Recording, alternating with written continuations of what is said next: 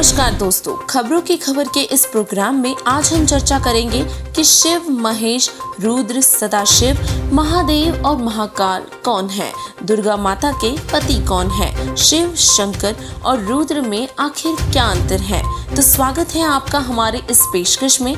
आइए शुरुआत करते हैं कार्यक्रम की। दोस्तों, जैसे कि हम सभी जानते हैं कि ब्रह्मा जी का कार्य है उत्पत्ति करना, तो वहीं विष्णु जी का पालन और शंकर जी का संहार करना, और रुद्र जो कि इन तीनों से अलग है, उनका कार्य है स्वर्गलोक के देवताओं की मृत्यु करना।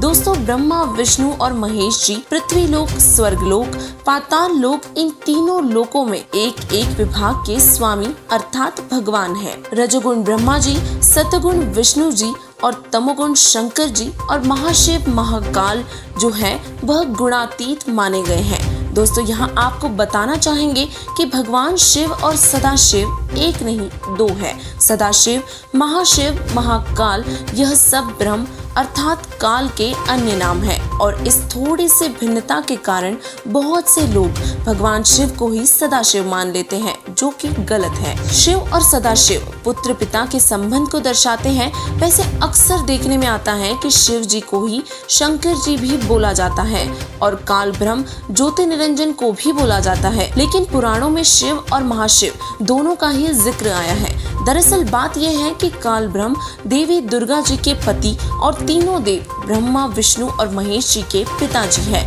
जी हाँ, देवी दुर्गा अष्टंगी शेरावाली ब्रह्मा, विष्णु, महेश जी की माता है।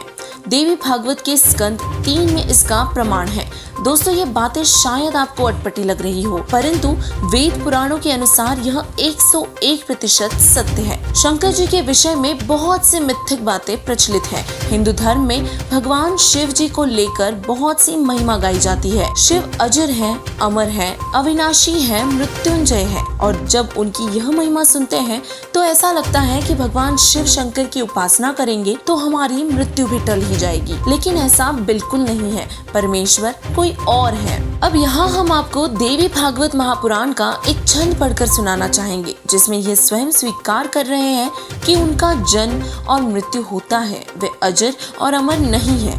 देवी भागवत के पृष्ठ 123 पर भगवान शिव स्वयं कह रहे हैं कि उनकी उत्पत्ति यानी जन्म हुआ है और मृत्यु भी होगी, वे नित्य नहीं है, अविनाशी नहीं है। इस पुराण में लिखी कुछ पंक्तियों से स्पष्ट हो जाता है कि भगवान शिव शंकर की जन्म और मृत्यु होती है, जिससे उनकी महिमा से जुड़ने वाले शब्द जैसे कि मृत्युंजय, कालच्चय, महाकाल का कोई अर्थ नहीं रह जाता।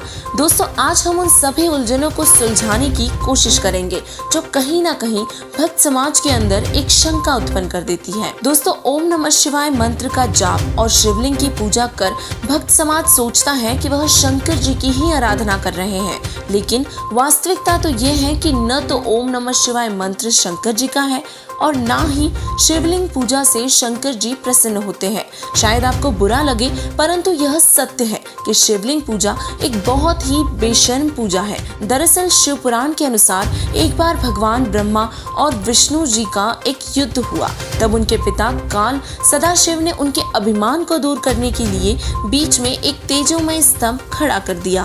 फिर बाद में उस स्तंभ को अपने लिंग आकार स्वरूप दिखाया और कहा कि हे पुत्रों, तुम नित्य ही इसकी आराधना करना, जिसके बाद यह शिवलिंग की पूजा प्रारंभ हो गई। कहते हैं, धरे शिवलिंगा बहुविध रंगा, गाल बजावे गहले, जे लिंग पूजे शिव साहिब मिले, तो पूजे क्यों ना खेले। अर्थात इस क्रिया का कोई फायदा नहीं है। दोस्तों, अक्सर देखने में आया है कि अधिकतर लोग यही जानना चाहते हैं कि भगवान शिव तो परम परमेश्वर है, तो फिर वे समाधि क्यों लगाए रहते हैं। दोस्तों, कहा जाता है तथा प्रमाण भी लिखा है कि शिव जी की आयु ब्रह्मा, विष्णु जी से भगवान शिव की सबसे अधिक है। इसके पीछे एक कारण है। पुराणों के अनुसार एक बार दुर्गा देवी ने भगवान शिव शंकर से कहा था कि पुत्र तुम्हें क्या चाहिए। तब भगवान शंकर जी ने देवी से अमर होने की प्रार्थना की। इस पर देवी दुर्गा ने कहा कि पुत्र, इस लोक में जो जन्म लिया है उसकी मृत्यु निश्चित है। मैं तुम्हें अमर नहीं कर सकती, पर तुम्हें अधिक आयु का रहस्य बता देती हूँ। यह सुनकर भगवान शिव एक तरफ से तो दुखी थे कि अमर नहीं हो सकते, पर यह जानकर प्रसन्न हो गए कि अमर नहीं हो सकता तो क्या हुआ, सबसे अधिक आयु तो होगी। फिर माता दुर्गा ने शिव जी को वह रहस्य उजागर किया जिससे शिव जी की तीनों देवों से सबसे अधिक आयु प्राप्त है। दोस्तों, आपने देखा होगा कि भगवान शिव अपना अधिक समय समाधि व्यवस्था में ही लीन रहते हैं। जब दुर्गा माता ने भगवान शंकर से सबसे अधिक आयु का रहस्य पूछा तो दुर्गा जी ने बताया कि पुत्र, यह शरीर श्वासों से चलता है और शरीर की आयु भी श्वासों पर ही निर्भर करती है। यदि हम श्वासों पर थोड़ा नियंत्रण रखें और श्वास कम ले तो हम आयु बढ़ा सकते हैं। इसके लिए आप समाधि लगाओ तथा श्वासों पर पूरी तरह नियंत्रण रख पाओगे। माता की आज्ञा पाकर भगवान शिव समाधि अवस्था में ही अधिकतर रहने लगे, जिससे वे अधिक आयु का आनंद ले सके। तो आइए अब भगवान शिव शंकर जी की आयु पर एक नजर डालते हैं। शिव जी की आयु की गिनती बहुत बड़ी है। इससे शॉर्ट करने के लिए हम भगवान ब्रह्मा जी की आयु से भगवान शिव जी की आयु का पता करेंगे। ब्रह्मा जी की आयु 7 करोड़ 20 लाख चतुर्युग है और आपको बता दें कि एक चतुर्युग 4 युगों से बनता है।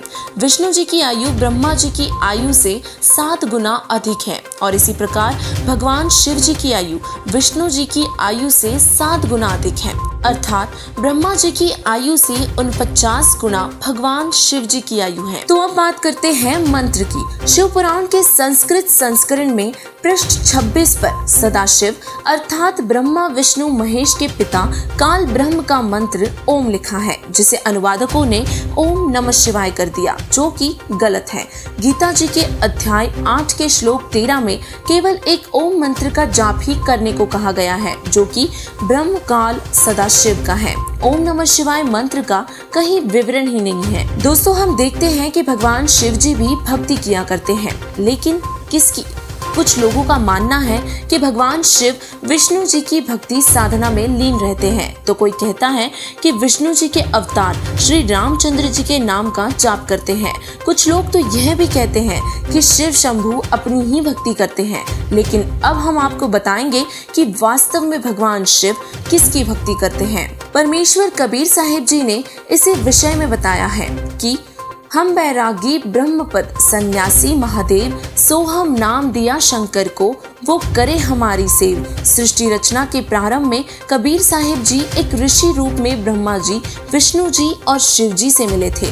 तीनों को तत्वज्ञान समझाया था, परंतु काल सदाशिव के प्रभाव के कारण इन्होंने परमात्मा का ज्ञान स्वीकार नहीं किया था। भगवान शिव ने कबीर साहिब जी की बातों को रुचिकर सुना। शिव जी की रुचि देखकर परमात्मा ने उन्हें सोहम मंत्र का जाप दिया। भगवान शिव जी आज भी इस मंत्र का जाप करते हैं। जो मंत्र भगवान शिव जाप करते हैं उसका आज तक किसी को भेद नहीं था। कबीर परमात्मा ने स्वयं आकर इसका भेद दिया, जिसे जगत गुरु तत्वदर्शी संत रामपाल जी महाराज जी ने सबके सामने उजागर किया है। संत रामपाल जी महाराज जी ने बताया है कि सोहम जाप अकेला जपने से भी कोई लाभ नहीं होगा। सोहम सोहम जप मरे व्यर्था जन्म गवाया। मोक्ष प्राप्ति के लिए जाप की विधि अलग है, जो कि गीता जी के अध्याय नंबर 17 के श्लोक 23 में वर्णित की है। गीता ज्ञान दाता ने अपने मंत्र ओम को तो बता दिया, पर मोक्ष मंत्र का पूर्ण ज्ञान न होने के कारण सभी मंत्रों को खोल नहीं सका और सांकेतिक शब्द तत्सत बताए हैं। आज विश्व में ओम तत्सत यह 3 मोक्ष मंत्र का जाप करने की सही विधि केवल संत रामपाल जी महाराज जी ही बता सकते हैं और किसी के पास इन मंत्रों का ज्ञान नहीं है और ना ही किसी और को इन मंत्र की दीक्षा देने का भी अधिकार है। तो दोस्तों, आज आपने देखा कि ब्रह्मा विष्णु और महेश जी के माता पिता कौन है, शेरा वाली माता का पति कौन है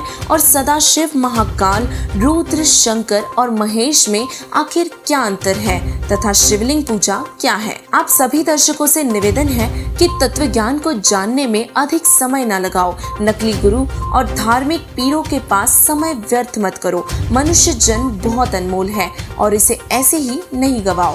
संत रामपाल जी महाराज जी ज्ञान बता रहे हैं और वह ज्ञान सत्संगों के माध्यम से अवश्य सुने या संत रामपाल जी महाराज जी द्वारा लिखित पुस्तकों के माध्यम से पढ़े और अपने मानव जीवन को व्यर्थ होने से बचाए। संत रामपाल जी महाराज जी की शरण ग्रहण कर अपना व अपने परिजनों का भी कल्याण करवाए। धन्यवाद।